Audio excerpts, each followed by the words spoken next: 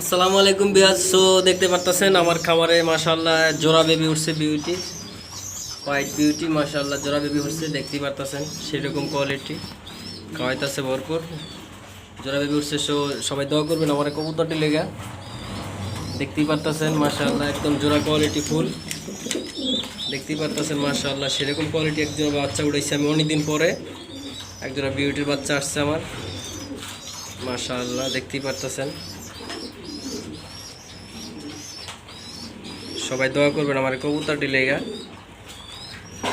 অনুরোধ রইল। দেখতেই পারতেছেন মাশাআল্লাহ একদম জোড়া বেবি করছে, আপনারা ছেলে বাবু ফুটাইতে পারেন জোড়া বেবি।